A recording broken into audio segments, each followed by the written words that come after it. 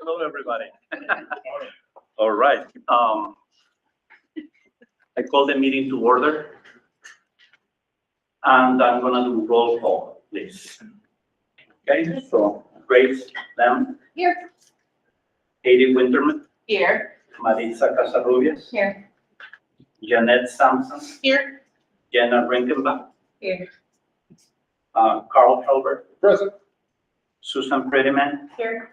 Jennifer Teeter, Here. Colin Cummings. Right. Thank you.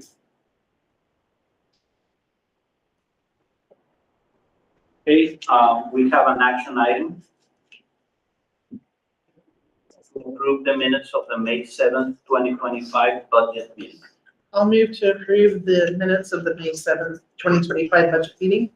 Thank you. Do I have a second? I'll second. Thank you. Is there any further discussion?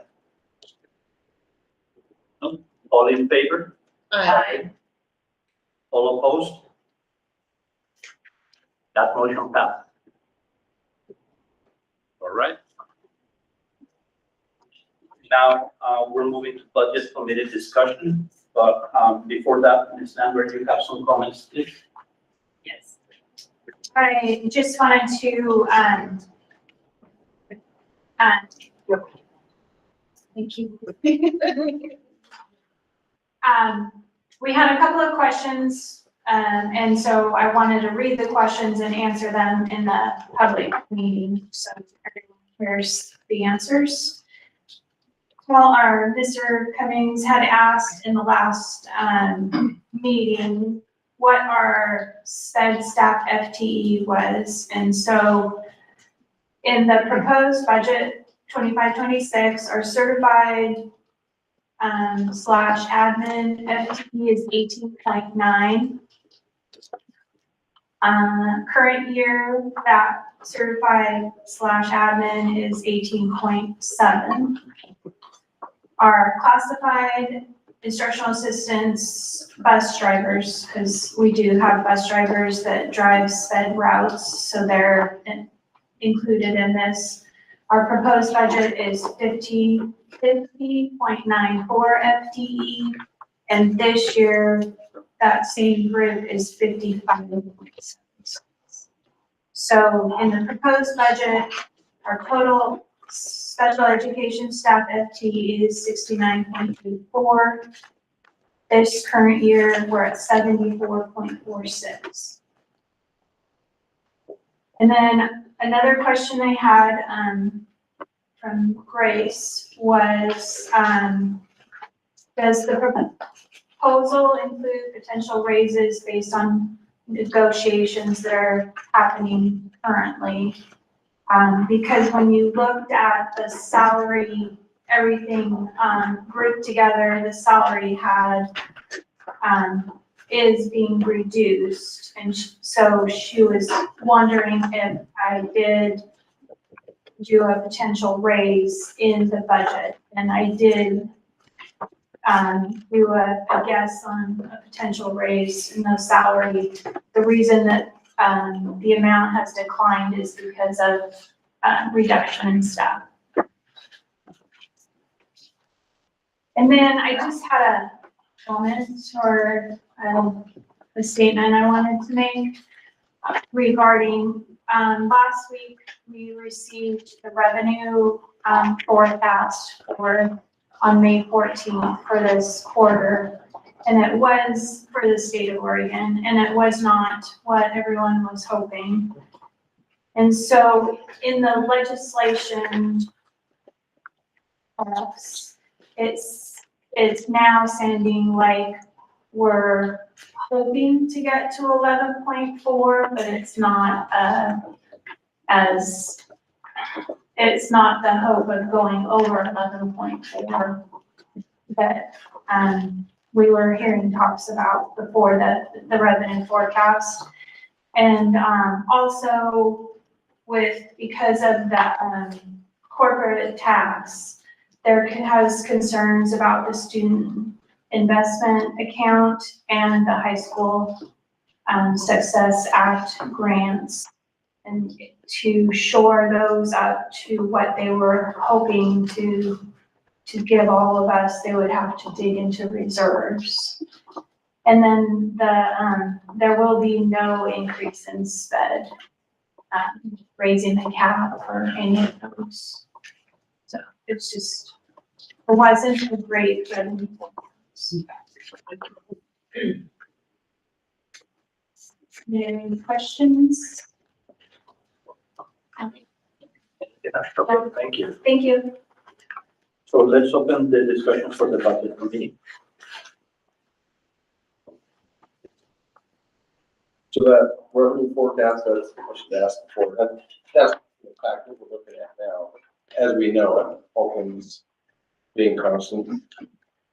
No, it is going to impact next year, yes. Yeah. How How much? much we Is the won't know, question. yeah. But, that is why, other than the PERS bill that did pass and get signed by the governor, the other bills that they've been working on, they haven't pushed farther through because they were waiting for that revenue forecast.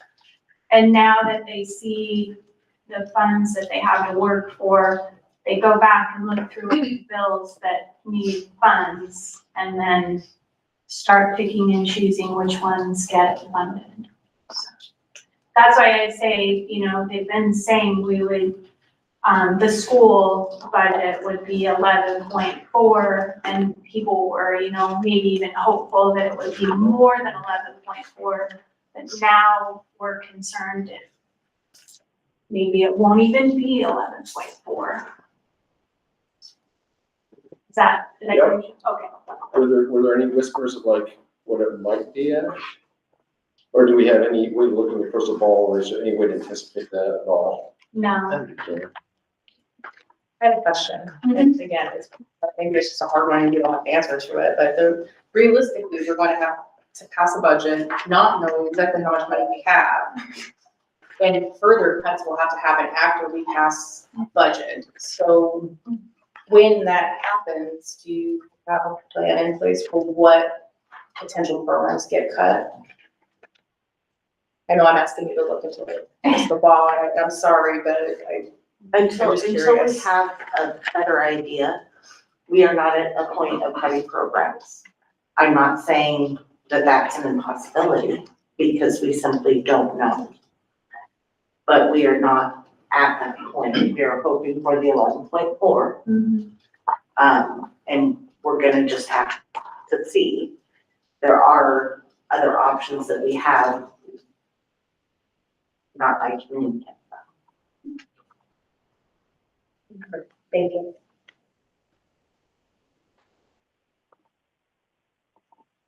And typically after the budget is passed, if it needs to be adjusted, it comes to the board. I was going to ask, so If there it's is a done. procedure to. Yes. If it needs to be adjusted by more than 10% of the total budget, then it would actually go back to the budget committee and then the board. So we'd have to reconvene like the summer or something, if it's more than 10%. Yeah, okay. Or this fall. But would it come back to the board if it's a reduction? Because the board only is approving expenditures, right? And so if you're expending less, you don't really need to go back to the board to ask for more. You know. Yeah, but, yeah. In theory, but if we're having to do some cuts, it would be good to have it from the board and not just administration. But you are correct.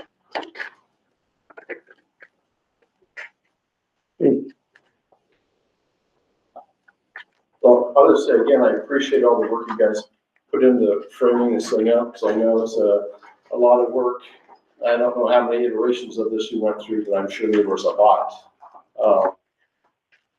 And just like we're doing here, looking at priorities and whatever our fund level is gonna be or not be, I know the state, I'm not gonna get the state to pass on this, state is doing the same kind of thing. Yeah, and we're all concerned with not fully funding state education across the board, but say as far as Astoria School District goes, I appreciate the fact that we didn't make any cuts to facilities. I know that was an issue, kind of one of the things we're looking at. I think I saw a proposal along like 5% or something like that, but that got wiped off. I know initially the first meeting I didn't like the reduction of teachers, but I feel better about that. They're not really teachers, they're just the pins, and reduction in enrollment makes sense to me. You know, I would encourage the school board itself to try and look into at some point where those 200 or so students that went and try to figure out why they went. And I mean, because that directly affects our funding and see what we can do to get them back. We need to have some sort of campaign to get those. We're going to get all. Some of it's attrition, the Coast Guard families, military families moving in now, but what goes and comes, what comes goes. So I think there's something else afoot there. Should probably know that this can affect our funding, but I think overall, I'm generally inclined for the budget myself, because I think it meets, mirrors our strategic plan, which is our guiding document. So.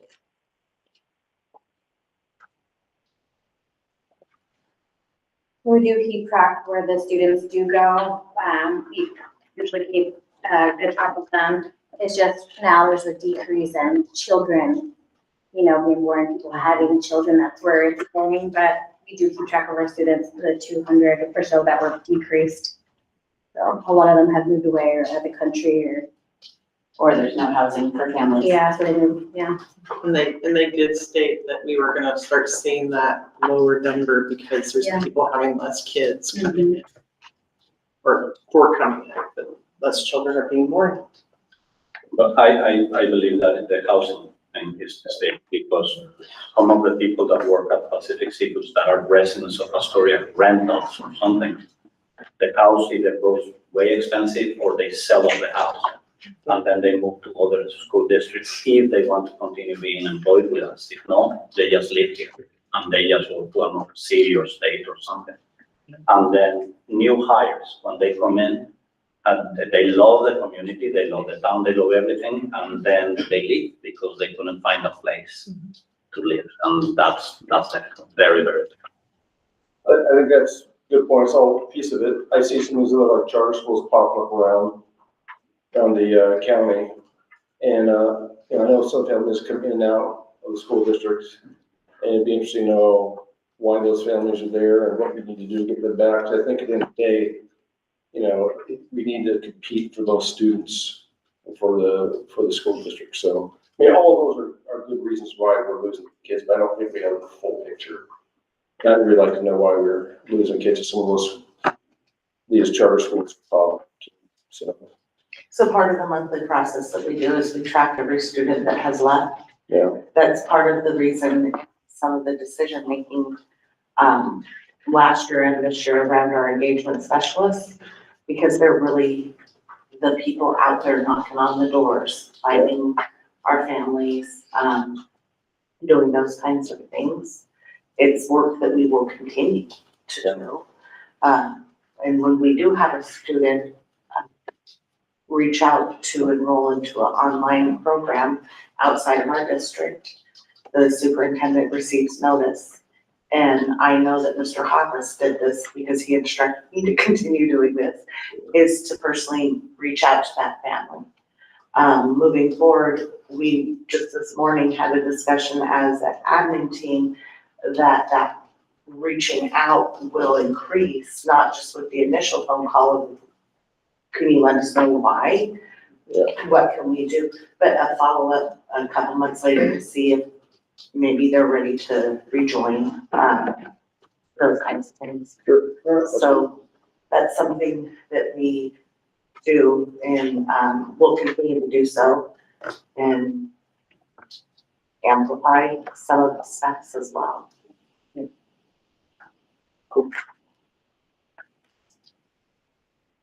Hey, just to add on to that, some of, preserving some of the programs, like FFA, I think brings stuff kids in that even Yeah. maybe generally homeschool. And, there's a benefit to those programs, and I still think that we have a lot of kids come to our district for special education too. And we do have some good programs and quality education here. But, yeah. So I think it could be worse, is what I'm saying. No, you're right. Now, sports and music also keep a lot of. Yeah. Those are great.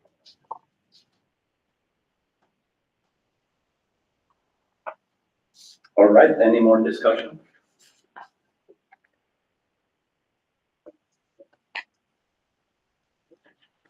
Okay, so based on comments and questions, do we have any? I have a question, sorry. Mhm. Just to clarify, our budget is set at the 11.4. That one. Right, One other question, Mhm. sorry. We take time to think, it's Monday. We're at number 5, you're okay. Okay. So when you're talking about the bills that are being passed through, are you aware of any of them that are like bills, funding bills that are funding programs for education? Like the Measure 98 type of stuff, like anything of that nature? No. Yeah, like, Are you talking about like new programs or existing? yeah, no, like new stuff, Well, like The that, summer school, okay. I guess the summer school.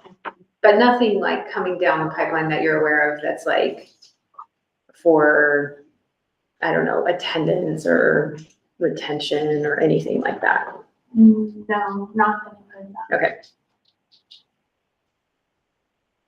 Because I know they like to do weird things like that, so just give us money. There's a literacy grant that they just came out with, but it's not at the state level and it is competitive. Okay. 100 districts in Oregon are eligible. We are one of them. Mhm. They said that they would be looking at funding 30 to 50 districts. And Mrs. Sparks is working on that, but it's not a state level. Right. Okay. I kind of have a question about attendance. I was just thinking about it in terms of, there's probably not a lot of cost savings to be had when your attendance drops, because you still have to provide like a baseline level of the over. service. Is there like a bounds, like an upper limit and a lower limit, or is there an idea with the lower, if the attendance continues to shrink, at which it becomes a crisis point from a budget perspective? Well, if our enrollment declines, then we can reduce staff, that's thinking. I don't, but attendance, Enrollment's what I mean. uh, Well, however the state, whatever the mechanism is for state funding. well, it's a mixture of both, because it's what they call, average daily membership. So we talk about enrollment, but really, if a student doesn't attend on a day, we don't get full credit for that student. It's average daily membership through the whole year. So even if you expect 1,609 students get poor attendance from a broad cross-section, then there's a big impact to Right. Which can impact our budget even more, because we wouldn't receive the funding we were anticipating, but yet we have a teaching staff, the staff hired and ready for those students that don't show up.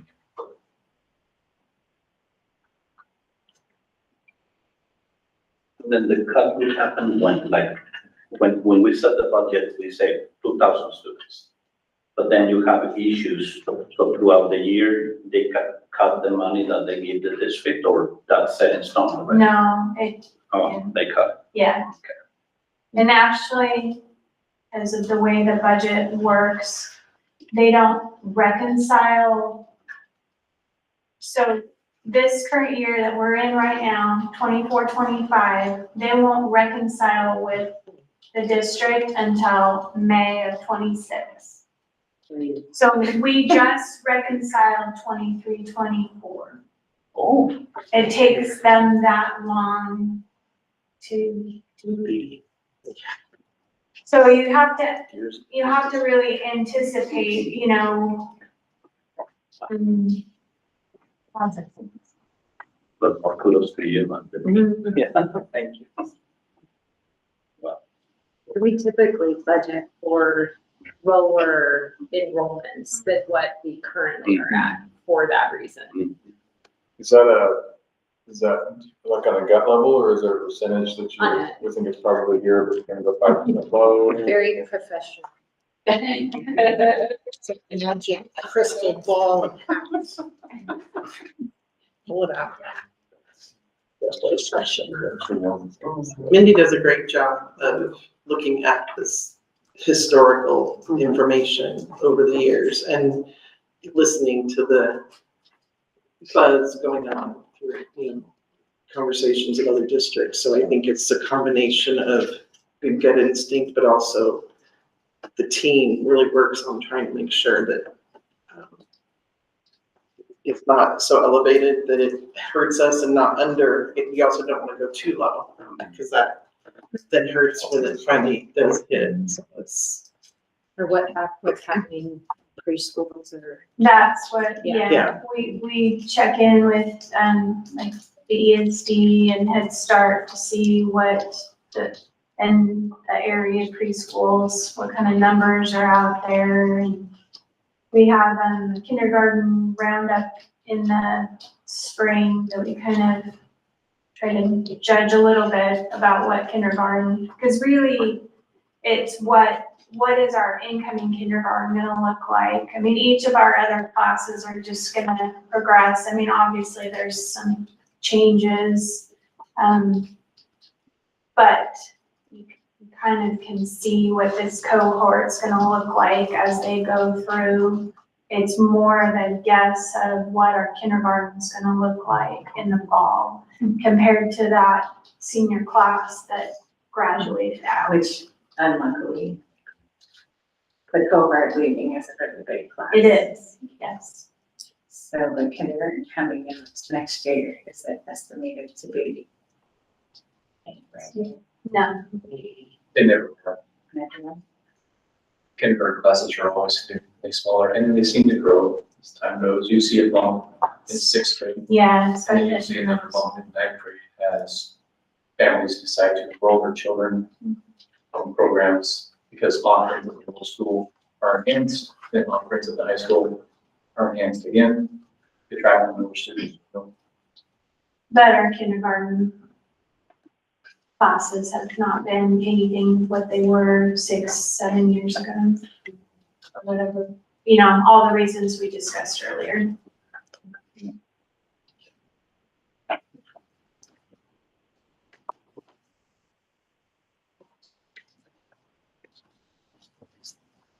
Any additional discussion?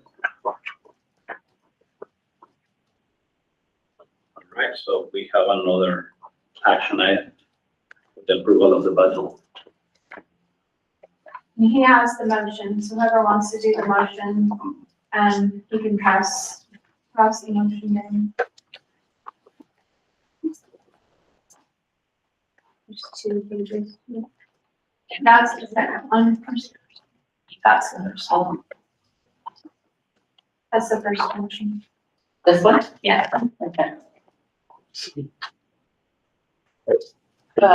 Yeah, I'll do it. I move to approve the Astoria School District budget for 2025-2026 as follows. General fund, $28,220,000. Special revenue funds, $8,673,492. Debt service funds, $6,773,450. And capital project fund, $150,000. for a total of all funds, $43,816,942. Thank you. Do I have a second? I'll second. Thank you. Is there any further discussion? All in favor? All opposed?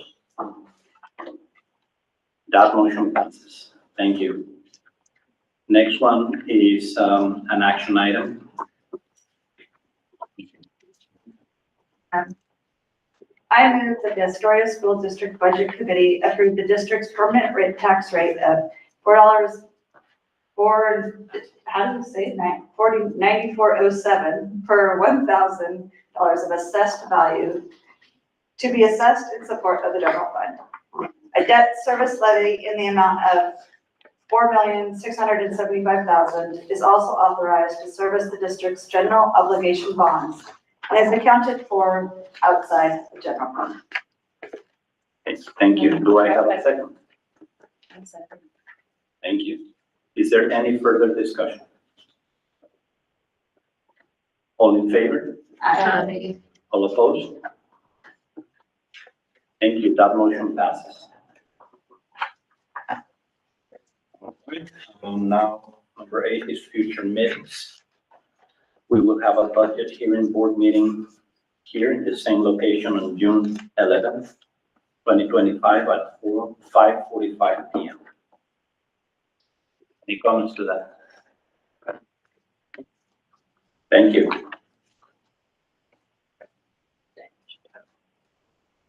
Okay, can we have a motion to adjourn? I'll move to adjourn. I'll second. Excellent. We are adjourned. Thank you.